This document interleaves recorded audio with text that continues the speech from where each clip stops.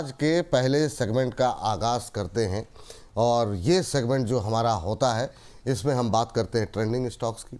ऐसे स्टॉक्स जो कि गूगल में ट्रेंड कर रहे हैं, ऐसे स्टॉक्स जो खबरों की वजह से जहां पर अनयूजुअल कुछ मोमेंटम बनता हुआ दिखाई दे रहा है, या तो बहुत तेज़ी का या बहुत गिरावट का। इसके अलावा ये जो हमारा चैट बॉक्स है, जहां पर भर भर के लोग सवाल भेज रहे हैं, उनमें से भी हम चुनते हैं कुछ एक ऐसे शेयर जहाँ पे सबसे ज़्यादा सवाल रहते हैं, उनमें से भी कुछ टिप्पणियों को शामिल करते हैं। तो चलिए आज के इस सेगमेंट का की शुरुआत आरंभ करते हैं। और सबसे पहले सर, आज जिस शेयर में काफ़ी ज़्यादा, कई सारे शेयर हैं आज तो मतलब जो है, हालांकि ज़्यादातर पिटे हुए हैं, लेकिन सर आपसे जानना चाहेंगे केन्स को लेकर के। केन्स को लेकर अगर खबर कोई रेडी हो तो लेकर के ज़रा आइए। आज केन्स में जो है बड़ा पेन देखने को मिल रहा है और लगातार ही ये पेन बढ़ता हुआ दिखाई दे रहा है। सर यहाँ लोगों की इतनी क्वेरीज़ हैं कि जो है क्या ही कहा जाए। अब ये धीरे धीरे 4160 पर आ गया सर। 35-36% का करेक्शन एक महीने में आ चुका है। और कई सारी रिपोर्ट्स भी आई पॉजिटिव फ्राइडे के सेशन में, वो भी इसको उठा नहीं पाई। तो अभी ये पेन कितना बढ़ेगा? जिनके पास है उनके पास तो अब कोई मतलब विकल्प तो दिखाई नहीं दे रहा है। सर क्या करें? सर हमें लगता है कि लास्ट 3-4-5 दिन में बहुत सारे लोग यहाँ पे आई थिंक शॉर्ट भी किया होगा पोजीशन को, बहुत सारे लोग पुट लेके भी बैठे थे। तो हमें लगता है कि आपको एक बार का तो प्रॉफिट बुक कर लेना चाहिए अगर किसी ने भी सेल फ्यूचर में या तो पुट लेके बैठा है तो। अगर आपके पास कैश में स्टॉक अभी भी है तो बिल्कुल आप, मैं बोलूँगा एक बार बने रहिए, क्योंकि stock already over sold situation में आ चुका है। डबल टॉप फॉर्मेशन चार्ट में है, ऊपर से आप देखेंगे ऑलमोस्ट 43% से ज्यादा स्टॉक करेक्शन हो चुका है। इनफैक्ट लास्ट 2-4 दिन में स्टॉक 20% से ज्यादा स्टॉक नीचे आ चुका है। एक सपोर्ट है ऑलमोस्ट 17 फरवरी के आसपास 2025 इसी साल में, ऑलमोस्ट 3900 से लेके 4000 के रेंज पे। और सर आज का डे लो भी हम देखेंगे ऑलमोस्ट 4081 के आसपास है। डे लो से 100 पॉइंट ऑलमोस्ट अभी ऊपर आया है स्टॉक, एंड 100 पॉइंट से भी ऊपर आया है। कहीं ना कहीं एक रिकवरी भी चल रहा है। आप देखेंगे लास्ट 5 मिनट का चार्ट, लेकिन ये कंफर्मेशन नहीं है बाइंग, कुछ भी कंफर्मेशन नहीं है। बस इतना ओवरसोल्ड हो चुका है, मैं इसीलिए और शॉर्ट करने के लिए मना कर रहा हूँ। अगर आपके पास अभी तक स्टॉक है, बने रहिए फिलहाल। इससे पहले भी डिस्कशन हुआ है, हमने एग्जिट का सलाह दिया था 4800 में, 4600 में भी स्टॉक नीचे आ रहा है। 4000 पे एक अच्छा खासा सपोर्ट, आई बिलीव एक बार 4000 पे सपोर्ट लेने वाला है। सो एक बार वेट कीजिए, बने रहिए। फ्रेश बाय करने का सलाह अभी नहीं होगा। एटलीस्ट स्टॉक 4500 के ऊपर क्लोजिंग पे ये जो फिर से मोमेंटम है, वो मोमेंटम कंफर्मेशन मिलेंगे, उसके बाद करना है, अभी नहीं। तो दो बातें केन्स को लेकर के जो मुझे समझ में आई हैं, क्योंकि हर तरह के सवालों की झड़ी लगी रहती है। एक तो ये कि जिनकी शॉर्ट पोजीशन है वो आप चाहें तो अपना प्रॉफिट बुक कर लें, काफ़ी करेक्शन आ गया है। दूसरा, करंट लेवल से आज की गिरावट देख के अभी आप शॉर्ट करने की सोच रहे हैं, नहीं करना है। अब यहाँ पे अभी कोई शॉर्ट साइड में, नेगेटिव साइड में कोई ट्रेड नहीं लेना है। दूसरा, जिनके पास है वो शांति से बैठे रहें, क्योंकि इतने लॉस पे आप निकलेंगे नहीं अगर कह भी दिया जाए। और वेट करें कोई बाउंस का। तो 4000 के आसपास प्रदीप जी कह रहे हैं, हो सकता है कि यहाँ पर रुकता हुआ दिखाई दे, लेकिन नई खरीदारी की सलाह अभी नहीं है ना सर? क्योंकि हाँ ये सर, बहुत फ्रेश बहुत लोगों के बाय, सवाल हैं जी। जी सर। फ्रेश बाय अभी नहीं करना है, नहीं क्योंकि करना है। लगातार स्टॉक नीचे आ रहा है। गिरते हुए स्टॉक को हम बाय करने का सलाह नहीं देंगे। At first we need a pull back support, then we can think, अभी नहीं। चलिए ठीक है, तो ये बात यहाँ पर निकल के आई है। चलिए एक और विशेष मेहमान जुड़ चुके हैं और बड़े भैया आ गए हैं। भैया जी को प्रणाम किया जाए। सर नमस्कार, बहुत बहुत स्वागत है आपका। बताइए सर, क्या माहौल है बाज़ार के अंदर? ये जो आज एकदम से थोड़ा सा दबाव बढ़ता हुआ दिखाई दिया, हालांकि रिकवरी थोड़ी सी आ रही है, जितना लो बनाया था वहाँ से 25-30 पॉइंट रिकवर हुआ है। लेकिन कैसे देख रहे हैं सर वो जो दायरा है ना, ये 25,950 के आसपास से लेकर के ऊपर 26,200 के आसपास मान लीजिए, अब तो 26,300 का हाई भी लग गया। तो उसके बीच में ही ट्रेड कर रहा है, नीचे भी सपोर्ट नहीं तोड़ रहा, ऊपर भी नहीं जा रहा। क्या आपका व्यू क्या है? संक्षिप्त टिप्पणी, उसके बाद बाजार पे, क्योंकि अभी हम अपना सेगमेंट शुरू कर दिया है, तो आपकी संक्षिप्त टिप्पणी चाहेंगे। सर सबसे पहले आपको नमस्कार, प्रदीप भाई को नमस्कार, सारे दर्शकों को नमस्कार, and as always thank you for having me here. Sir उससे ज्यादा इम्पोर्टेंट मेरा एक सवाल है, ये आए क्यों थे यहाँ पे पुतिन साहब? मतलब क्या करके गए? मैसेज मतलब देने आए थे सर, मैसेज दे के चले गए। मतलब क्या है सर, वीकेंड पे छुट्टी मनाने के और भी तरीके होते हैं, ताजमहल पे फोटो खिंचवा लो, ये कर लो, वो कर लो, तो ठीक है। बट ये आए थे, बड़ा लाउड स्टेटमेंट दिया था सर। फॉर्च्यूनर में बैठे थे कि एशियन कार है और हम एशिया के हैं और हम ये कर लेंगे। क्यों, क्या और कैसे? सर इसके पीछे मैं जो समझ पा रहा हूँ दो तरीके हैं। एक तो ये कि जो डेलीगेशन आया हुआ है यूएस का, वो आके अपना जो भी अहेड प्रोसेस है वो कंप्लीट करे चले जाए, उसके बाद ये अनाउंसमेंट कर दें। ये एक्चुअल में कुछ हुआ ही नहीं है। और मार्केट जो आज आपको ये बिहेवियर करता हुआ दिखा रहा है, मेरी समझ से बहुत इन लाइन उसी बात को लेके है, क्योंकि हम बहुत एक्सपेक्टेशंस रख रहे हैं sir. We were talking about defence, we were talking about working HR exchange. हम बहुत सारे सेक्टर्स में बहुत सारी उम्मीद लगा के रखे हुए थे और एक भी अनाउंसमेंट नहीं हुआ। और सर ये उम्मीद ऐसे नहीं लगती है। ये उम्मीद बेसिकली लगती है कैसे, wherein they give out statement that these are the particular sectors we'll be talking about, यहाँ ये डील होगी, वहां वो होगा, और ये चीजें हैं। क्योंकि एक मीडिया रिलीज आता है, वो पूरा बता देते हैं कि साहब ये बातें हम करने वाले हैं, तो आप देख लीजिए, कोई भी बात नहीं हुई। तो ये कुछ समझ में सर नहीं लेकिन आया। लेकिन लेकिन मैं एक बात बताऊं सर, मतलब जो मेरे दिमाग में चल रही थी बात, वो ये चल रही थी कि एक्सपेक्टेशन तो मेरी भी थी बहुत ज़्यादा, और मुझे ये लग रहा था कि अगर ये अनाउंसमेंट होती है तो फिर उसके बाद से इंडिया यूएस ट्रेड डील का क्या होगा, क्योंकि फिर उसके बाद अगर ये ट्रेड डील, क्योंकि रशियन और यूएस मार्केट का अभी भी कंजम्पशन के लिहाज से अगर हम देखें तो कोई कंपैरिजन है नहीं। अगर हम रशिया के साथ, हमारी ऑलरेडी डील चल रही है, हमको जो ख़रीदना है हम ख़रीद रहे हैं, लेकिन यूएस मार्केट को लेकर के जो हमारे ऊपर एक सैंक्शन लगे हैं, और वो मैसेज अगर चला जाता कि अभी भी हम मतलब जो है एक तरफ डील के लिए आगे बढ़ रहे हैं और एक तरफ इधर से भी साइन हो रहा, तो वो मुझे लगता है कि शायद बाज़ार के लिए पचा पाना थोड़ा मुश्किल हो जाता, और वो मतलब वो शायद थोड़ी सी मतलब पेन, मुझे लगता है शायद इसीलिए जो कुछ भी हुआ है वो अंडर द टेबल रहा मामला, कि इसको अगर हम पब्लिकली अभी अनाउंस करेंगे तो उसकी मैसेजिंग गलत जाएगी, और हम ये खाली दिखाना चाह रहे हैं कि हम पुराने दोस्तों के भी साथ हैं, हमारे विकल्प खुले हुए हैं, अगर आप नहीं भी आते हो देखिए हम, हमारी जो है दरवाजे हमारे इधर भी खुले हुए हैं। मुझे लगता है इतनी मैसेजिंग देने की कोशिश की गई, ऐसा मेरा मानना है। जी sir.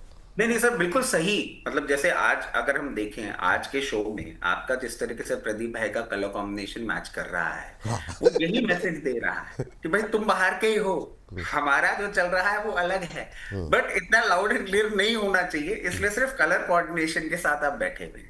Jokes apart sir, but in real terms मैं भी यही चीज देख रहा हूँ, बट कहीं ना कहीं मार्केट इस चीज को नहीं सही तरीके से समझ पा रहा है। And probably that's the reason कि आप इतना सारा का सारा जो एक कंपाइलेशन लेके गए थे, फ्राइडे को भी एक यूफोरिक मूवमेंट था, सारी चीजें थी, वो आज फिजल आउट सिर्फ होता हुआ इसीलिए दिख रहा है। तो ये बात मैं क्यों छेड़ना चाह रहा था, इसी बात से अगर हम पूरा बेसलाइन निकाले, there is not much to read. कोई बहुत ज्यादा कोई ऐसा मूवमेंट होगा नहीं। इस वीक के लिए इंपॉर्टेंट क्या है, फेड की पॉलिसी आ जाए, वहां से स्टेटमेंट आ जाए, क्योंकि वो स्टेटमेंट पॉलिसी से इक्वल इंपॉर्टेंस रखता है। डविश है, हॉकिश है, क्या है, आने वाले समय में क्या करेंगे, वहां से गाइडेंस लेते हुए फिर मार्केट एक डायरेक्शन लेगा। अभी ओवर रीड करने के लिए कुछ भी नहीं है। और जैसे कि आपने अपनी कमेंट्री में भी शेयर किया, कहीं भी थोड़ा सा मेरा सपोर्ट थोड़ा सा नीचे है सर, 25,850 लेवल्स का सपोर्ट रहेगा, और ऊपर की साइड देखेंगे तो 26,300 पे आपको रेजिस्टेंस छोटा देखने को मिलेगा। अगर ओवर दी वीक आपको कोई बहुत ही पॉजिटिव न्यूज मिल जाती है जिसके लिए हम प्रिपेयर्ड अब नहीं है, तो हो सकता है आपको 26,500 तक का भी लेवल देखने को मिल जाए। रेंज बाउंड मार्केट है, रेंज बाउंड स्टॉक्स है, ना ओवर ट्रेड करें, ना ओवर एक्साइटेड हो, रेंज के हिसाब से एक कोऑर्डिनेटेड पोजीशन के साथ बैठे रहें, वही एडवाइजेबल रहेगा। ठीक सर, चलिए अब फटाफट जो है वापस लौटते हैं और हमारी जो थीम चल रही है ट्रेंडिंग स्टॉक्स की, उस पर ज़रा बातचीत कर लेते हैं। और ये सर बजाज फाइनेंस पे ज़रा बात करेंगे। प्रदीप सर देखिए ज़रा, बजाज फाइनेंस कैसा लग रहा है आपको? ये जितने एनबीएफसीज हैं, ये आरबीआई की पॉलिसी के बाद हमने देखा कि अच्छा परफॉर्म करते हुए दिखाई दिए थे फ्राइडे को, और आज प्रेशर देखने को मिल रहा है, 0.25% के आसपास की गिरावट यहाँ पर देखने को मिल रही है। बजाज फाइनेंस पे आपका व्यू क्या रहेगा? हालांकि आज ये ट्रेंड में क्यों है ये समझ में नहीं आया, लेकिन है गूगल के ट्रेंड में। आपकी टिप्पणी क्या रहेगी Pradeep sir? Sir short to medium term view positive ही है, इसमें कुछ भी प्रॉब्लम नहीं है। लेकिन जिनके पास पोजीशन है, आप तो बने रहिए। अगर आप बाई करना चाहते हो तो 1,000 के नीचे आने के लिए एक बार वेट कीजिए, आपको नीचे भी मिलेंगे, कहीं नहीं जाने वाला। और ऐसा नहीं है कि इमीडिएटली आरबीआई के पॉलिसी हो गया तो यहाँ से 1200 1300 इमीडिएटली भी नहीं जाने वाला। अगर आप 12 15 मंथ थोड़ा बहुत टाइम देते हो तब जाके बजाज फाइनेंस जैसे स्टॉक्स में आपको बढ़िया अच्छा खासा एक मोमेंटम देखने को मिल सकता है। 980 से लेके 1000 इस रेंज के आसपास कभी भी मिलता है, करेंट जोन से 30 पॉइंट नीचे आप एक स्टैगर मैनर पे बाई करने का सलाह रहेगा, और जिनके पास ऑलरेडी पोजीशन है आप बने रहिए जी। ठीक है सर, ये बात हो गई केन्स को लेकर के, बजाज फाइनेंस को लेकर। अच्छा, केन्स पे जो कि क्वेरीज काफ़ी ज़्यादा बढ़ रही हैं, तो मैं चाहूँगा एक रचित सर अभी टिप्पणी कर दें इस पर। ये मतलब क्या पेन अभी ज़्यादा बाकी है केन्स टेक्नोलॉजी को लेकर के, और कितना टूटेगा सर इतनी बड़ी गिरावट आने के बाद? हर तरह के सवाल आ रहे हैं कि मतलब नया खरीद लें क्या, जो लोगों ने जिनकी कोई पोजीशन नहीं है और जिनके पास है उनके लिए तो अभी आंसू निकल नहीं पा रहे हैं, क्योंकि प्रेशर काफ़ी बढ़ता हुआ दिखाई दे रहा। तो देखिए, लास्ट वीक भी हमारी बात हुई थी आपसे, और ये भी बात हुई थी कि मैनेजमेंट की तरफ से क्लैरिफिकेशन आ रहा है, बट वो कितना ज्यादा जायज होगा, क्या चीजें होंगी, मैं अभी भी बोलूंगा it's a complete no, it's a complete stay away. कुछ भी नहीं करना है। जिन लोगों के पास पोजीशन है उनको सर पिछले वीक भी मैं यही बात कह रहा था कि आपको थोड़ा सा वेट करना होगा। ये जैसे और आप चाहें, क्योंकि सर आजकल क्या है कि लोग कमेंट जिस तरीके से कर जाते हैं, तो मैं यही कहूंगा, चाहें तो एक बार प्लीज पिछले वीक का शो उठा के देख लें। हमने क्लियरली कहा था कि 4550 4540 के नीचे ये जाएगा और पेन पॉइंट बढ़ेगा। We stick to the same grounds. मेरे हिसाब से और पेन पॉइंट बढ़ने वाला है, ना तो एवरेज करना है ना फ्रेश पोजीशन बनानी है। अपना हायर लेवल चूज करें, अपना रिस्क एपेटाइट चूज करें, इसमें से निकलें। अभी इसमें और प्रॉब्लम बढ़ती हुई दिख रही है, और प्रॉब्लम इस लेवल तक हो सकती है, जो कि हमने पिछले हफ्ते भी यही बात कही थी आपको, कि प्रॉब्लम इतनी भी हो सकती है कि ये टूटता टूटता आपको कोई बड़ी बात नहीं है 3600 लेवल्स तक भी जाता हुआ दिख जाए। चलिए ठीक है सर। अगली टिप्पणी सर, सब्जी जगह ट्रेंड में है तो वो खाली बिजनेस कारोबार में नहीं, इंडिगो। प्रदीप सर बताइए सर, इंडिगो में मतलब क्या किया जाए, मतलब और कितना टूटेगा? 5 दिन में 10-12% तो टूट गया है, और अभी गिरावट ये कंटिन्यू रहेगी, क्योंकि आज शाम तक जो है फिर से रिव्यू मीटिंग होने वाली है, और उस पर अगर थोड़ी सी डीजीसीए की सख्ती हो गई इनके ऊपर, तो ये तो अभी मुझे लगता है कि ये थोड़ा सा अभी प्रेशर इनके ऊपर और ज़्यादा बढ़ सकता है। कारण बताओ नोटिस जो है वो डीजीसीए की तरफ से सीईओ को जो है वो जारी कर दिया गया है। आपको बता दें, ऑपरेशन फेलियर और यात्रियों को हुई परेशानियों को लेकर के जवाब मांगा गया है। और ये जो है ना, इसने एक नए पूरे सोशल मीडिया पे अगर आप देखेंगे तो लोगों में जो गुस्सा है, ऐसा लग रहा है 1 दिन 2 दिन का नहीं, वो पुराना गुस्सा इंडिगो को लेकर के है। और ये मुझे लगता है कि ये जो हम लोग अक्सर वोडाफोन पे बात करते हैं ना, ये मतलब वजह है, कारण कि ये डुओपोली कितनी ख़तरनाक हो सकती है, कि अगर 1-2 प्लेयर 3 प्लेयर ही अगर रहें तो कितना मुश्किल हो जाएगा। ये जिस तरीके से एक एयरलाइन ने पूरी भारत की मतलब जो मैसेजिंग गई है वो अच्छी नहीं गई है। प्रदीप सर, मैं छोटी टिप्पणी रचित सर से भी लूँगा, लेकिन पहले आपकी टिप्पणी क्या होगा Pradeep ji? Sir situation overall जो हुआ है मैं समझता हूँ सर बहुत ही अनप्रोफेशनल बिहेवियर हुआ है यहाँ पे। अगर आपको पता था कि नहीं आपका कुछ भी रेगुलेशंस के वजह से कुछ भी मैनेजमेंट लेवल पे, पायलट लेवल पे क्राइसिस, स्टाफ लेवल पे क्राइसिस आ रहा है, तो ये तो डिस्कशन बहुत पहले हो जाना चाहिए था। और कहीं ना कहीं मुझे जितना समझ में आया ओवरऑल एनालिसिस करके, और 50-60 न्यू पायलट्स आपको चाहिए था। सो कहीं ना कहीं वो इन लोगों ने मैनेज नहीं कर पाया, और कहीं ना कहीं आप देखेंगे जब प्रॉब्लम स्टार्ट हुआ, चलो हम मान लेते सर एक बार की प्रॉब्लम हो सकता है, इतने बड़े एयर कंपनी में भी प्रॉब्लम हो सकता है, तो प्रॉब्लम जब से स्टार्ट हुआ तो आपने ऑनलाइन फिर का जो आपका टिकट सिस्टम है वो का आपने क्यों नहीं ऑफ किया? आपने ऑनलाइन टिकट सिस्टम ऑन करके रखा, लोग टिकट बुक करके, वो इशू होने के 48 और आवर्स बाद भी ऑनलाइन आप सर जाएंगे इंडिगो के वेबसाइट में या तो कोई भी मेक माई ट्रिप में आप इंडिगो का टिकट बुक कर सकते हो, ऐसा भी ओपन था, तो तभी भी आपको स्टॉप करना चाहिए था। मेरा खुद का सर टिकट था 9 तारीख को आने का, अब मैं देख रहा हूँ इतना ज्यादा प्रॉब्लम, मैंने कैंसिल कर दिया। अब कहीं ना कहीं इंडिगो का देखिए चार्ट में अगर ओवरऑल हम देखेंगे सर बहुत ही स्टॉक नीचे आ चुका है। देखिए प्लेयर और कोई है नहीं, कहीं ना कहीं मोनोपोली है इनका बिजनेस में, और लोगों का जो फ्रस्ट्रेशंस है, न्यूज़ है, इसके वजह से already more than 10% stock corrections हो चुका है। कहीं ना कहीं हमें लगता है कि ये जो नीचे आया है एक लॉन्ग टर्म इन्वेस्टमेंट अपॉर्चुनिटी है। सेंटिमेंटल रिएक्शन खराब है, आज भी ये करेक्शंस कंप्लीट नहीं हुआ है। अभी 5,000 के आसपास एक स्ट्रॉन्ग सपोर्ट है, आज का डे लो है 5,001 के आसपास। हमें लगता है कि सर एक बार 4,800 भी आ सकता है। तो आपका वो क्या करना चाहिए, as a long term investment एक स्टैगर मैनर पे बाय करना चाहिए। कहीं ना कहीं मुझे लगता है कि 4,800 4,900 एक बहुत ही पोटेंशियल सपोर्ट है। अगर नीचे आता है तो देन आपके पोर्टफोलियो में एक बार आप एक्यूमुलेशन आप करते रहिए। इंटरेस्टिंग फैक्ट यही है सर, देखिए फेयर कितना ज़्यादा होता है। अभी फेयर का जो बिजनेस है, अब देखिए अदर्स एविएशंस का आप अभी देखेंगे टिकट, हमने अभी रिसेंटली मैंने 10 तारीख का मुंबई का टिकट कराया, 10,000 का टिकट सर मैंने 30,000 में अभी कराया। आप देखेंगे एयर एशिया, एयर इंडिया, जितने स्पाइस जेट, जितने भी अलग काउंटर है ना, वहाँ पे इतना ज़्यादा टिकट प्राइस इन लोगों ने अभी इंक्रीज कर दिया। इसीलिए देखिए आज सुबह मेरा कॉल भी था स्पाइस जेट का, स्पाइस जेट आज ऊपर भी है।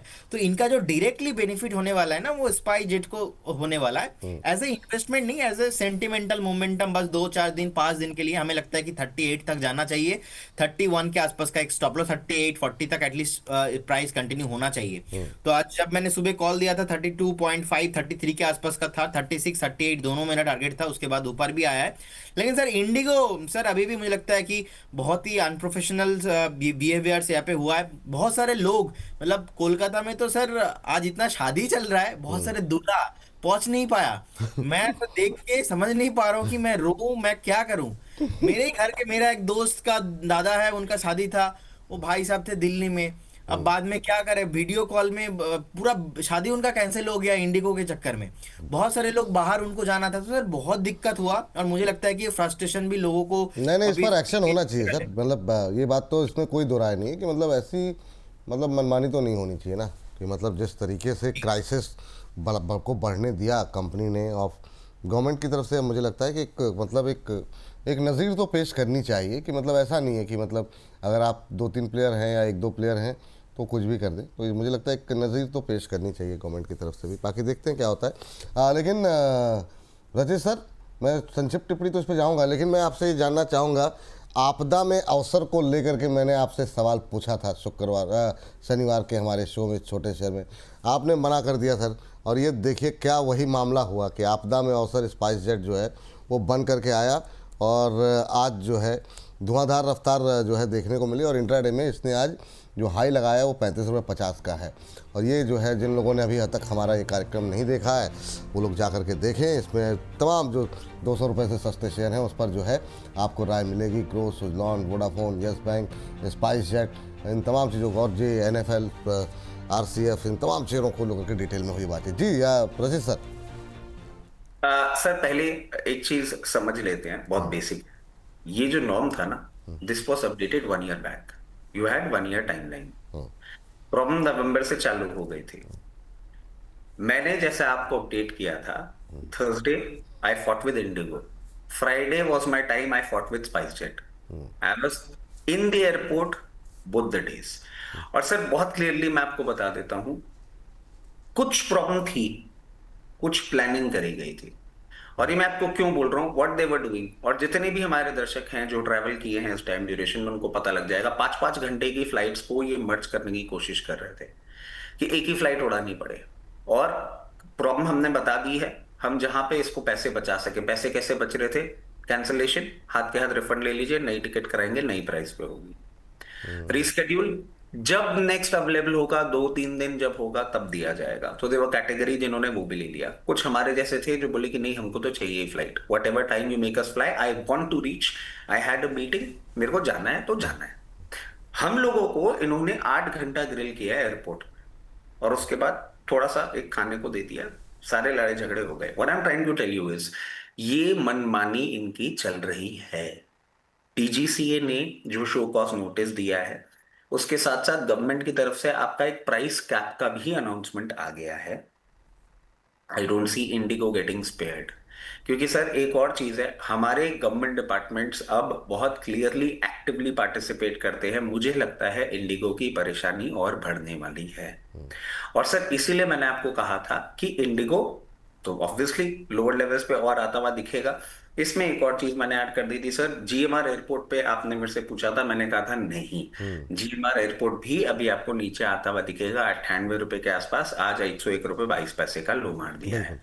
जहां तक बात है सर स्पाइस जेट की, प्रॉब्लम हम लोगों के साथ एक ही चीज है, सिर्फ मोमेंटम ट्रेड हम नहीं गेज कर पाते। क्यों? फंडामेंटली जब इतनी ज्यादा प्रॉब्लम हो, SpiceJet is nowhere to be seen. When you talk about Indian aviation, it is Air India और इंडिगो। स्पाइस जेट का क्वांटम इतना छोटा है, लॉस मेकिंग इतनी ज्यादा है, और होता क्या है सर कि कई कबार हम रिकमेंडेशन देते हैं, बाइंग होती है, और फिर जब वो फिसलना चालू करता है ना, बाइंग प्राइस से भी 25-50% नीचे खिसक जाता है। फिर ये क्वेरी आती है कि फंस गए। जब फंडामेंटली स्ट्रॉन्ग स्टॉक नहीं हो ना, तो उसमें वो प्ले, सिर्फ प्ले बहुत सारे लोग कर लेते हैं, बहुत सारे नहीं भी कर पाते। इसलिए मैंने बहुत क्लियर केस बताया था, fundamentally I don't like the company spice jet, stay away रहेगा। एविएशन सेक्टर के लिए सर मैं आपको वापस एक चीज बोल देता हूँ, पेन पॉइंट खत्म नहीं हुआ है, it is just a beginning, let's be clear. और सर उस पर मैंने आपको ये भी कहा था कि एविएशन सेक्टर ग्लोबली सिर्फ इंडिगो के अलावा अगर आप कोई कंपनी देखेंगे तो वो इतनी प्रॉफिट मेकिंग रही नहीं है। अब इंडिगो पे डेंट आया है, सरकार इस पे बहुत स्ट्रॉन्ग एक्शन लेने वाली है। मोर देन 60% ट्रैफिक हैंडल कर रहे थे, 2200 फ्लाइट उड़ा रहे थे डेली बेसिस पे। बहुत स्ट्रॉन्ग एक्शंस आने वाले हैं, जो आने वाले टर्म में आपको इसमें प्रॉब्लम और बढ़ती हुई दिखेगी। For the time being simple call है, don't catch the falling knife, pain बहुत बढ़ने वाला है इसके लिए। ये बात। ओह चलिए, तो अच्छा, स्पाइस जेट आपकी तरफ से मना है, लेकिन क्या अभी आगे के लिए प्रदीप सर चार्ट कुछ कह रहे हैं? क्योंकि ट्रेडर को एक को तो मौका ढूंढते हैं, तो क्या ये जो आपदा है, क्राइसिस है, उसमें क्या ये प्राइस मोमेंटम और ज़्यादा बढ़ सकता है? क्योंकि ज़्यादातर ट्रेडर के लिए 1 रुपये 2 रुपये 30 रुपये के शेयर में अब 10-12% बहुत है जो आज चल गया। तो यहाँ से क्या 2-4% के लिए कुछ गुंजाइश है, या फिर आज की रैली पूरी हो गई? देखिए, मैंने कॉल दिया है सर, मेरा टारगेट था 36-38, और स्टॉप लॉस मैंने दिया भी था कॉल उस टाइम पे, आई थिंक 32-32.50 के आसपास था। तो रिस्क रिवॉर्ड रेशियो अगर आपको फेवरेबल लगता है तो देन आप मोमेंटम प्ले करना चाहते हो तो देन आइए। लेकिन जैसा कि रचित सर ने बताया, फंडामेंटल उतना स्ट्रांग है नहीं इसका भी, और लॉस मेकिंग कंपनी है, तो हम जाना तो पसंद करेंगे इंडिगो के साथ ही। बेटर रहेगा कि इंडिगो ही आप बाय कीजिए और थोड़ा वेट कीजिए, 2-4 दिन देखिए कहाँ पे सपोर्ट ले रहा है। लेकिन हमें लगता नहीं कि ज़्यादा इंडिगो नीचे आएगा, ऑलरेडी नीचे आ चुका है। लेकिन फिर भी सेंटीमेंट चल रहा है, लोगों का फ्रस्ट्रेशन है, एक बार वेट एंड वॉच वाला सिचुएशन है। और अगर स्पाइसजेट कभी भी नीचे आता है, थोड़ा बहुत मोमेंटम आप प्ले करना चाहते हो, तो स्पेसिफिक लोगों के लिए, जो लोगों को मोमेंटम प्ले करना आता है, ये कोई इन्वेस्टिंग कॉल नहीं है कि आप अभी इन्वेस्ट करो और 1 साल तक बने रहो। लेकिन जो प्राइस हाइक हुआ है, कहीं ना कहीं स्पाइस जेट को भी बेनिफिट अभी मिलेगा। नेक्स्ट रिजल्ट में भी हो सकता है कि थोड़ा बहुत लॉस इनका कम आ जाए। तो ये जो मोमेंटम, ये जो रैली आया है, रैली थोड़ा बहुत हमें लगता है कि 1-2 दिन 3 दिन कैरी फॉरवर्ड होना चाहिए, उसके हिसाब से एक बार 36-37 तक ये कंटिन्यू हो सकता है जी। चलिए, जैसा भी हमने आपसे कहा नहीं कि मतलब ये मामला ऐसे नहीं जाना चाहिए, एक मतलब मैसेजिंग तो होनी चाहिए कि गवर्नमेंट जो है इस मामले को लेकर सीरियस है। अब यहाँ पे अपडेट अभी तुरंत आ गई है कि जो संसदीय समिति है ना, वो डीजीसीए के अधिकारियों को और इंडिगो को, दोनों के अधिकारियों को तलब करने जा रही है। तो पार्लियामेंट्री कमेटी अगर जो है इसकी, आपको बता दें कि स्टैंडिंग कमेटी अगर इसको बुला रही है और इसको सुनेगी, तो ये मामला काफ़ी बड़ा बन जाता है। इस समय वैसे भी संसद का सत्र चल रहा है। तो आपको बता दें, पीटीआई की एक रिपोर्ट आई है, उसके मुताबिक जेडीयू नेता संजय झा की अध्यक्षता वाली ट्रांसपोर्ट, टूरिज्म और कल्चर पर पार्लियामेंट्री स्टैंडिंग कमेटी इंडिगो और डीजीसी के टॉप अधिकारियों को बुला सकती है। कमेटी जल्द ही इंडिगो के टॉप अधिकारी, director general of civil aviation के अधिकारियों और मिनिस्ट्री ऑफ सिविल एविएशन के प्रतिनिधियों को तलब करके इस पर जवाब मांगेगी। तो ये मामला अभी रुकेगा नहीं। जी सर, कुछ कह रहे हैं? सर डीजीसीए को भी बुलाया जाए। हाँ वही तो, बिल्कुल continuously we have been talking about बिल्कुल भाई। मतलब आप क्या कर रहे हैं? मतलब बात तो ये है ना कि मतलब लोग अपनी शादियां कैंसिल कर रहे हैं, 5-5 गुना 6-6 गुना। 50,000 की टिकट हो गई दिल्ली मुंबई की। मतलब कोई तो कहीं तो कैप होनी चाहिए। तो मतलब कैप भी, और मैं आपको बता रहा हूं ये सर धांधली है। सर मैं 30 सेकंड लूंगा आपसे। मैं बॉम्बे की फ्लाइट पकड़ रहा हूं, स्पाइस जेट के काउंटर पे खड़ा हुआ हूं, मेरे को ऑन टाइम बोला जा रहा है, बोर्डिंग नहीं हो रही है। मैं बोलता हूं कितनी देर? आधी घंटा। तो लगेगा ही लगेगा। मैं बोलता हूं आधी घंटे बाद उड़ जाएगी? बोले आधी घंटे बाद अपडेट करेंगे। मैं Rajendra, the person who was sitting, मैंने कहा राजेंद्र जी थोड़ी सी क्लैरिटी दीजिए ना, मैं अपना लाउंज एक्सेस भी एक्टिवेट कर रहा हूं, कितनी देर? 2 घंटा लग सकता है सर। मैंने कहा चलो ठीक है। 2 घंटा मैं लाउंज एक्सेस करके नीचे आता हूं, झगड़े हो रहे हैं sir. 6 o'clock flight takes up at 1:30 in the night, nothing provided to the people. ये जानबूझ के खेल रहे हैं, इनको पहले से पता था इनको 2 फ्लाइट मर्ज करनी है।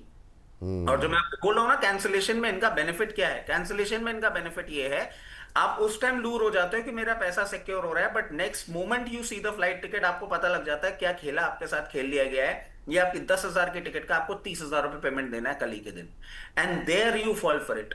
तो ये जो पूरा प्लानिंग करी थी ना सर, बहुत ही डर्टी गेम था। और अब डीजीसीए को भी अगर ये पकड़ते हैं ना, क्योंकि सर बहुत टाइम से ना डीजीसीए भी बहुत ज्यादा लिबरल हो रखा था एविएशन नहीं नहीं, इंडस्ट्री। वो क्योंकि उनके पास लेकिन जो भी मतलब उनके पास ऑप्शन थे या नहीं थे वो एक अलग विषय है। लेकिन ये मतलब भाई एक चुनी हुई सरकार को तो इस पर जवाब लेना चाहिए कि भाई ये हो क्या रहा है। और पूरी दुनिया में जो इमेजेस गई कि आप कह रहे हो हम 5 ट्रिलियन इकॉनमी बनेंगे, आप कह रहे हो हम डेवलप इकॉनमी बनेंगे, आप मतलब, और ये मैसेजिंग है कि आपके लोग जो है अपनी शादी में नहीं पहुंच पा रहे हैं। एक एयरलाइन की मतलब एक एयरलाइन ने के शादी, पास पायलट नहीं है तो वो पूरे देश के लोगों को मतलब उसने नचा दिया। ये तो शादी, हॉस्पिटलाइजेशन, हॉस्पिटलाइजेशन, मीटिंग्स, मतलब जो भी था हर। आप कितनी, बट मैं आपको एक चीज बता दूं सर, ये जितना भी एक्शन है ना, कल I could sense it while I was coming back from Bombay. मेरी एयर इंडिया की टिकट थी सर, बिफोर टाइम अराइवल हुआ है, and it was smooth, butter smooth. मेरे को लगा भाई अभी कुछ तो चेंज किया है, पहली बार मुझे एयर इंडिया इतना अच्छा लगा। और सर एक और चीज मैं आपको ऐड कर देता हूँ, आप भी फ्लाई करते हैं, प्रदीप भाई भी करते होंगे, ये क्या कर रहे थे, पहले बस भर देते थे जो आपकी रनवे से लेकर और वहां तक की थी ना सर, इनका एक मार्जिन होता था कि 20 जने 25 जने एक बस में जाएंगे। सर वैसे ही कल बस भी बार बार बंद हो रही है, बस चेंज हो रही है। मतलब कल ऐसा ऑपरेशन हो रहा था, ऐसा लग रहा था कि सरकार एक एक एयरपोर्ट को बहुत क्लोजली देख रही जी। है। इसीलिए मैं बोल रहा हूँ सर, पेन पॉइंट नहीं जाता। और आपको अगर ये कसने पे आ गए ना, तो जितना मार्जिन इंडिगो कमा रहा था ना बिना अवन के उड़ना और ये सारी चीजें करना, वो सारा का सारा ठंडा हो जाएगा सर, बिल्कुल इसलिए हम ज्यादा दिख रही है। बिल्कुल। चलिए अब जरा फटाफट जो है सर, इस विषय पर हम लोगों ने काफ़ी समय दिया। इस बार इस सेगमेंट में अभी तक शेयर थोड़े से कम डिस्कस हुए हैं, फटाफट डिस्कशन शुरू करते हैं बाकी शेयरों को लेकर के। अच्छा, ये पीवीआर आइनॉक्स को लेकर के मैं चाहूँगा प्रदीप सर की टिप्पणी। प्रदीप सर, ये धुरंधर आई है, ज़बरदस्त रिव्यूज़ आ रहे हैं, हालांकि फैमिली ऑडियंस के लिए जगह नहीं है, बच्चे नहीं जा सकते, मैं भी नहीं जा पाया, मैं ढूंढ रहा हूँ कब मैं अकेले जा सकता हूँ, क्योंकि ए सर्टिफिकेट मिला हुआ है कि बच्चों को लेके कैसे जाएं। तो बहुत लोग तो ऐसे ही कट जाते हैं, लेकिन उसके बावजूद शानदार बिजनेस करती हुई फिल्म जो है वो दिखाई दे रही है, और उसी वजह से आज पीवीआर आइनॉक्स के अंदर एक अच्छा मोमेंटम बना है। क्या कमेंट रहेगा प्रदीप सर, चार्ट क्या कह रहे हैं? सर देखिए, चार्ट में अभी भी एक मुझे लगता है कि ब्रेकआउट, फ्रेश ब्रेकआउट आना बाकी है। अभी अब देखेंगे, कंसोलिडेशन रेंज में ही फंसा हुआ है, नीचे से थोड़ा बहुत पुल बैक देखने को मिल रहा है, लेकिन fresh breakout possible, fresh momentum आएगा ये 1205 के ऊपर। 1205 के ऊपर सस्टेन करने पे उस टाइम पे आपको और भी हायर प्राइस आते हुए दिखाई देंगे। लेकिन अभी अगर किसी के पास है, फ्रेश बने रहने का सलाह होगा, एक स्ट्रिक्टली स्टॉप लॉस मेंटेन कीजिए 1058 के आसपास। और मूवी सर ट्रेलर मैंने देखा है, अच्छा लगा हमें भी, और टाइम मिले तो डेफिनेटली जाएंगे भी देखने को, और आपको आके बताएंगे। आप जा ना जाओ, हम तो जाने वाले, उसके बाद आपको आके रिव्यू देंगे कि कैसा है मूवी। जब तेरे इश्क में आई थी फर्स्ट डे फर्स्ट शो देख लिया है, धुरंधर आई तो मतलब देखेंगे, कब देंगे रिव्यू पता नहीं है। तेरे इश्क में सर देख ली इन्होंने, मतलब मैं कहूँ कि मतलब जो है कहाँ कब देखी, कि जितनी प्रेम मोहब्बत वाली फिल्में होती हैं ना, वो प्रदीप सर जो है मिस नहीं करते हैं। और sir I am not making it up, मेरे को नाम ही आपने बताया है। ये मूवी कौन सी है मुझे तो ये भी नहीं पता। दोनों दो मूवी, दोनों के बारे में मुझे नहीं नहीं पता? पता। हाँ नहीं तो फिर आपका ठीक है, वो जो बताते हैं ना बहुत बड़े हो गए हैं, हड़प्पा मोहनजोदड़ो वाला, वो ठीक है आपके लिए। सर मुझे वो पता ठीक नहीं है है। आप। बट हाँ सर, पीवीआर आइनॉक्स के लिए मैं एक चीज ऐड कर देता हूँ। अभी जो डील हुई ना सर, नेटफ्लिक्स और वार्नर ब्रदर, हाँ ठीक है। उसको लेके एक जताया जरूर जा रहा है कि थोड़ा सा थ्रेट हो सकता है सिस्टम के अंदर। और सर ये वार्नर ब्रदर्स का जो एक्विजिशन है नेटफ्लिक्स के द्वारा, ये बहुत ज्यादा एक इफेक्ट धीरे धीरे देगा। बट हाँ, एक जता जरूर दिया गया है कि यहाँ पे आपको प्रॉब्लम बढ़ती हुई दिख सकती है, अकॉर्डिंगली अपनी पोजीशन करिएगा। अभी बहुत ज्यादा रेंज बाउंड, मतलब रेंज तोड़ता हुआ नहीं दिख रहा है। सपोर्ट है 1051 पे, और कहीं ना कहीं रेजिस्टेंस है इसका, बार बार इसी रेंज में मूवमेंट कर रहा है 1160 रुपए पे। अगर ये डील एम्पलीफाई होती हुई दिखती है और आपको बहुत सारी वार्नर ब्रदर्स की मूवी नहीं रिलीज हो पाती इंडिया में उस तरीके से, या नेटफ्लिक्स अपना कोई प्रीमियम चार्ज करता है थिएटर से, या क्या वो कैलकुलेशन बनता है, उसको देखने के बाद हो सकता है थोड़ा सा डेट्रीमेंटल इंपैक्ट आता हुआ आपको दिखे पूरा का पूरा सिनेमा बिजनेस पे। अकॉर्डिंगली अपने लेकिन सर इसका एक दूसरा पहलू है, मतलब हॉलीवुड फिल्में कितना मतलब कंट्रीब्यूट करती हैं, मतलब ओवरऑल बिजनेस में अगर हम देखें, तो मतलब कितना इफेक्ट डाल देंगी और सर उसमें से देखिए, कितनी फिल्में की आती हैं, तो वो मुझे लगता है कि वो उस पहलू को भी इंटरनेशनली इम्पैक्ट पड़ेगा, आपकी बात सही है, पर हिंदुस्तान में कितना असर पड़ेगा उसको लेकर के मुझे मन में थोड़ा सा वो है। एक सेक्शन ऑफ है लोग जो कि जाते हैं, और ऐसा नहीं कि सारी फिल्में वार्नर ही बना रहा हो, तो वो उसको लेके थोड़ा सा मेरा एक इस मैं पर बता राय। देता हूँ उसके पीछे का कारण सिंपल सा है कि वार्नर ब्रदर्स की अगर आप देखेंगे ना, they have a series of movies. वो बोलते हैं ना, पार्ट 1 पार्ट 2 पार्ट, ऐसे वो पूरा का पूरा एक यूनिवर्स जो बनाते हैं वो इनका बना हुआ है। और उसके साथ साथ आप देखें सर, पीवीआर आईनॉक्स में ना आप देखें पर्टिकुलरली जहां इनका पेनिट्रेशन है, वो उस उन सिटीज में थोड़ा सा ज्यादा है जहां रेवेन्यू चर्निंग है, द टीयर 1 सिटीज या द मेट्रोज, जहां पे एक मार्जिन अच्छा देखने को मिलता है। कोई भी ऐसी मूवी आती है ना सर, हम डिस्कस भी करते हैं, 40-50 रुपए का एक अपसाइड भी देखने को मिल जाता है स्टॉक में, क्योंकि वो particular movies good margin paying. और यूजुअली सर, मतलब I don't want to demean any cinema, but हमने देखा सर, जैसे आपने देखा होगा भी F1 करके एक मूवी आई थी, उसके पहले टॉप गन का पार्ट 2 आया था। ये वो मूवीज होती हैं जिसमें एक आदमी ना बोलता है नहीं, I want to experience it in cinema, even if I am doing on a later stage.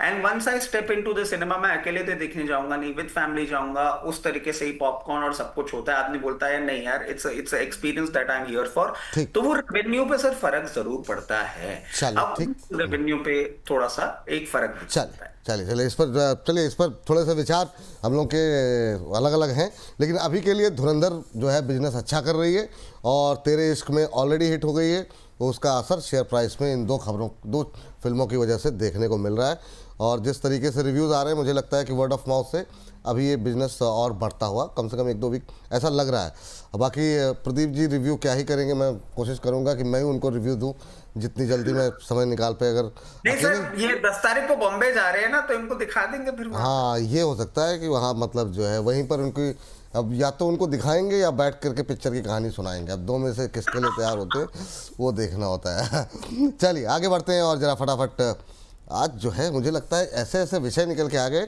कि हम लोगों ने समय जो है इधर उधर जो है काफ़ी ज़्यादा चले गए। टोटल कितने स्टॉक डिस्कस हुए हैं? मुश्किल से 5 शेयर डिस्कस हुए हैं पिछले आधे घंटे के अंदर। हाँ चलिए ज़रा फटाफट जो है कुछ एक और कंपनीज पे ज़रा नज़र डालते हैं। और सर ज़रा नज़र डालिए ज़रा सुज़लॉन को लेकर के। सुज़लॉन में अच्छा मोमेंटम देखने को मिल रहा है। अच्छा, जब हम लोगों ने शो किया था उस पर एक लोगों ने कमेंट भी था, आप लोग कुछ भी बोलिए लेकिन सोमवार को जो है 2 से 3% की तेज़ी रहेगी। ये पता नहीं क्या मतलब, और आज दिखाई दे रही है शानदार मोमेंटम। बहुत संक्षिप्त टिप्पणी दोनों लोगों की, क्योंकि इस पर क्वेरीज काफ़ी ज़्यादा हैं, काफ़ी लोग हाई लेवल पे पसंद फंसे हुए हैं। पहले जी 50-51 एक बढ़िया जोन है, हमें लगता है कि आपको डेफिनेटली आपके पोर्टफोलियो में रखना चाहिए। दिवाली पीक मैंने दिया था 42 का स्टॉप लॉस, और बाइंग रेंज 51-52 के आसपास ही था, और 74 का मेरा टारगेट है। एक साल वेट करना का सलाह रहेगा, अभी भी बने रहिए जिनके पास पोर्टफोलियो में। चलिए संक्षिप्त टिप्पणी रशीद सर। सर सेम ही है, इसमें एक और चीज ऐड कर देता हूं, जिनको पेशेंस नहीं है 61 का ब्रीच करे, 60-61 का, उसके बाद ले लीजिएगा। जो पेशेंटली होल्ड कर सकते हैं, प्रदीप भाई के लेवल कॉपी पेस्ट बिल्कुल पोजीशन बना के रखें। चलिए ठीक है, ये बात यहाँ पर निकल करके आई है। और एक शेयर जो कि कल की जो अब फ्राइडे का जो आरबीआई का जो अनाउंसमेंट हुआ, जबान कई बार फंस जाती है, तो उसमें उसके बाद हम लोगों ने कई लोगों से बातचीत की थी कैनफिन होम्स को लेकर के। सुदीप जी काफ़ी सुदीप बंदोपाध्याय से संडे को जब बात हुई तो वो बता रहे थे, तो ये सर इन्होंने कहा कि एनबीएफसीज पे अभी फोकस कीजिए, बैंकों पे हो सकता है टाइम लगे असर आने पे। तो ज़रा देखिए ज़रा कैनफिन होम्स कैसा लग रहा है आपको? आज अच्छा मोमेंटम देखने को मिल रहा है कैनफिन होम्स के अंदर। फ्राइडे के सेशन में भी अच्छी तेज़ी रही थी, तो आपकी टिप्पणी क्या रहेगी? ऑब्वियसली सर देखिए, जिनके पास पोजीशन है बने रहने का ही सलाह होगा, लेकिन एक रेसिस्टेंस है चार्ट में 940 से 945 के आसपास। तो अगर आप मोमेंटम प्ले करना चाहते हो तो थोड़ा वेट करके जाइए, 945 के ऊपर फ्रेश ब्रेकआउट जैसे ही आएगा तो उसके बाद लेना चाहिए। बाकी अगर आपके पास एज ए इन्वेस्टमेंट है, आप बिल्कुल बने रहिए। मुझे लगता है कि 940 जो जोन है क्रॉस करने के बाद आपको 1050 1100 भी आते हुए दिखाई देंगे। थोड़ा इन्वेस्टमेंट व्यू रखिए इस पर्टिकुलर स्टॉक में, विथ स्टॉप लॉस ऑफ 850 के आसपास, 850 के आसपास का एक स्टॉप लॉस आपको 1050 1100 और भी उसके ऊपर हायर प्राइस आते हुए दिखाई देंगे। फ्रेश मोमेंटम पॉसिबल होगा 940। ठीक है, होम फर्स्ट सर इसी सेक्टर की जरा देखिए रचित सर, आप 1.5% के आसपास की मजबूती है। क्या इस सेक्टर में फिर क्या दोबारा रिवाइवल आता हुआ दिखाई दे रहा है क्या? सर देखिए, NBFC space as a whole अगर आप बोलेंगे तो डेफिनेटली मैं आपको कहूंगा एक रिवाइवल है, और हमने अभी बात भी करी है इसके लिए। होम फर्स्ट, क्योंकि सर स्पेसिफिकली हम देखें बहुत कॉन्सेंट्रेटेड है रियल एस्टेट होम फाइनेंस के ऊपर। मैं इस पे बहुत ज्यादा बुलिश नहीं हो पा रहा हूँ। दो सेक्टर के साथ एक ही आप मूव पे जरूर जा रहा है, बट क्या ये बहुत ज्यादा स्टीम दिखाएगा? मुझे नहीं लगता। मेरे हिसाब से 1180 लेवल्स के आसपास ये कहीं ना कहीं अपना स्टीम खोएगा। बट इस बात को लेके क्या फ्रेश पोजीशन बनानी चाहिए? नहीं, we have better NBFCs in place, वहां पे दिमाग लगाएं, इससे दूर रहें, और फंसे हुए हैं तो हायर लेवल पे जरूर निकलने की कोशिश करें। चलिए ठीक है। बीएससी नेक्स्ट काउंटर का काफ़ी अच्छा मोमेंटम यहाँ पर 2.5% के आसपास की तेज़ी लगातार जब जब एक गिरावट आती है उसके बाद दोबारा और ताकत से बाउंस बैक कर रहा है। अभी तक तो लगातार मोमेंटम बना हुआ है। प्रदीप सर, करंट लेवल पे भी बाय कर सकते हैं क्या? सर देखिए, आज थोड़ा ऊपर आया है और मुझे लगता है कि इतने टाइम से हमने डिस्कशन किया, टारगेट होगा 3250 3300। एटलीस्ट आपको 4 से 5 महीने का मैक्सिमम टाइम मैं दे रहा हूँ। करेंट जोन से ना बाई करने का सलाह नहीं रहेगा। मुझे लगता है कि वही 2600 2650 के आसपास कभी भी थोड़ा नीचे मिलता है तो आप बाय कीजिए, क्योंकि मार्केट का मोमेंटम उतना बढ़िया है नहीं। सो आज थोड़ा ऊपर है, इसीलिए अवॉइड करने का सलाह रहेगा। बाकी जिनके पास आज तक अपने होल्ड किया है, बिल्कुल बने रहिए। बहुत जल्दी 3300 3250 एंड अबव आपको मिलेंगे। और सर रचित सर ने भी ये बताया था 2050 2100 के आसपास 2200 के आसपास हमने बहुत बार डिस्कशन किया। बेचना नहीं है, बीएससी को होल्ड करके रखना है, लॉन्ग टर्म के लिए ही आपको रखना है। 3300 3400 का प्राइस भी मैं एक्सपेक्टेशन कर रहा हूँ आपको मिलेंगे। फ्रेश बाय अभी करने में थोड़ा बहुत मुझे लगता है कि स्टैगर मैनर पे करना बेटर रहेगा जी। स्टैगर्ड मैनर में करें तो ज़्यादा बेहतर रहेगा। सर एनएसडीएल पे आपका व्यू जानना चाहेंगे। एनएसडीएल पे पहले भी आपका व्यू पॉजिटिव रहा है, अभी क्या करना चाहिए सर? आज की ये जो तेज़ी है उसको ध्यान में रखते हुए आपकी टिप्पणी क्या रहेगी? सर देखिए, एनएसडीएल एक्चुअल में ऐसा स्टॉक नहीं है जो आपको एक हाई बीटा मूवमेंट देता हुआ दिखेगा। तो मैं एक ही चीज कहूंगा कि हाँ ठीक है, एक ये अप मूव है, बट ये बहुत कंटिन्यूड अप मूव नहीं है। ये एक टाइम लेके फिर मूवमेंट करेगा। और जिन लोगों को हमने कहा भी था लोअर लेवल पे आप पोजीशन बनाए, अगर उन्होंने ट्रेडिंग बेट ली है तो कहीं भी उनको ये ऊपर आता हुआ दिखे और 1100 1110 के आसपास आता हुआ दिखे, नहीं वो होल्ड करना चाहें तो वहां पे आप प्रॉफिट बुक कर लें। थोड़ा सा वहां पे आपको रेजिस्टेंस देखने को मिलेगा। कोई ट्रेंड चेंज नहीं हो रहा है, टाइम जरूर लेगा, फंडामेंटली स्ट्रांग है। लोअर लेवल पे जिन्होंने मीडियम टर्म के लिए ले रखा है वो अपनी पोजीशन बनाए रखें।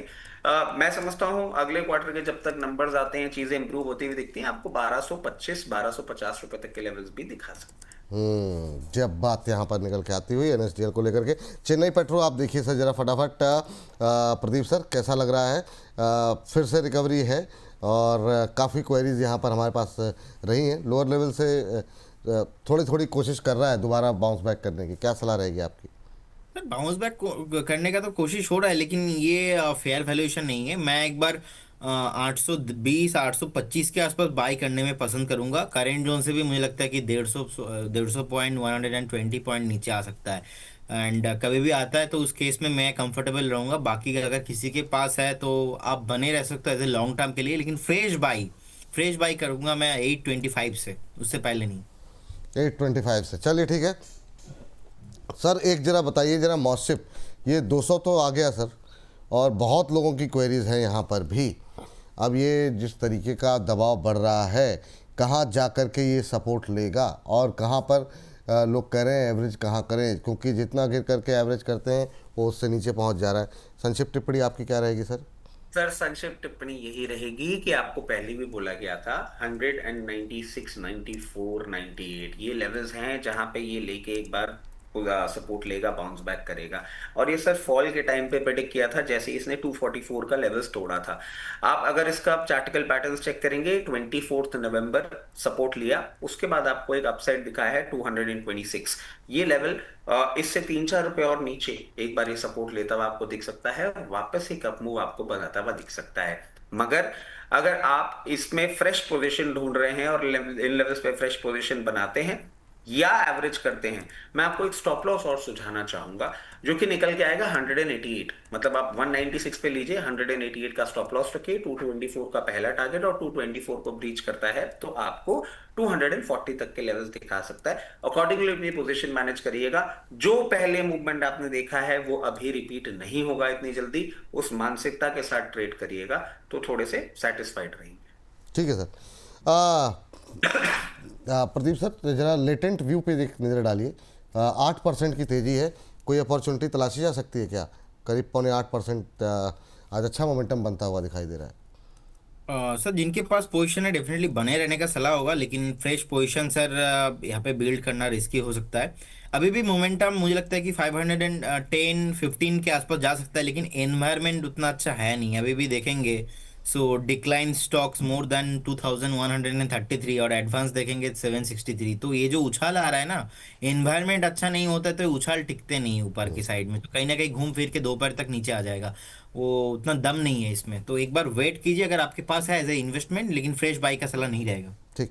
अच्छा सर, ये जो रचित सर 30 सेकंड के अंदर मुझे जवाब आप ये बताएं कि एनबीएफसी और कैपिटल मार्केट में जो है इन दो सेक्टर्स में आपके पसंदीदा कोई शेयर हैं जो आपको लगता है कि ये धुरंधर शेयरों में शामिल हो सकते हैं? धुरंधर शेयरों में शामिल होने वाला एक तो श्रीराम फाइनेंस, आपको सर हमने सैटरडे के शो में बताया भी था। उसके साथ Bajaj finance. Capital market is a time taking story. मेरे हिसाब से कहीं ना कहीं ये अप मूव आपको एक स्टैग्नेंट होता हुआ दिखेगा। एनबीएफसी सर, आरबीआई की पॉलिसी के पहले भी मैं आपको बोल रहा था, वापस से एक चीज बोलूंगा, I am reiterating my statement. NBFC now will start performing. Bank Nifty अभी करेगा बट बहुत ज्यादा नहीं। एनबीएफसी का बीटा मूवमेंट ज्यादा होने वाला है। इसके लेवल्स बता दीजिए खाली sir. Sir Shriram Bajaj finance के। श्रीराम फाइनेंस। श्रीराम फाइनेंस के लेवल्स मैं बता देता हूं सर आपको। So sorry. अभी 847 पे चल रहा है सर, इन लेवल्स पे भी। और हमने तो ऊपर के लेवल पे भी आपको बाइंग करने के लिए, मतलब दर्शकों को बाइंग करने के लिए बोला था। अपने आराम से पोजीशन बनाए। जहां तक स्टॉप लॉस की बात है, जिस तरीके से चार्टिकल मूवमेंट बन रहा है, मैं समझता हूं आप इसमें 778 के स्टॉप लॉस के साथ पोजीशन मेंटेन करिएगा। सबसे पहला टारगेट बहुत नियर टर्म में जो हमको देखने को मिल रहा है 898, या इसमें आप 920 का टारगेट ले सकते हैं। और उसके बाद अगर आप इसको मीडियम टर्म में होल्ड करते हैं तो 1100 रुपए तक के लेवल दिखाने का दमखम रखता है। चलिए, ये बात यहाँ पर निकल करके आई। इसी के साथ इस सेगमेंट को करते हैं यहीं पर समाप्त।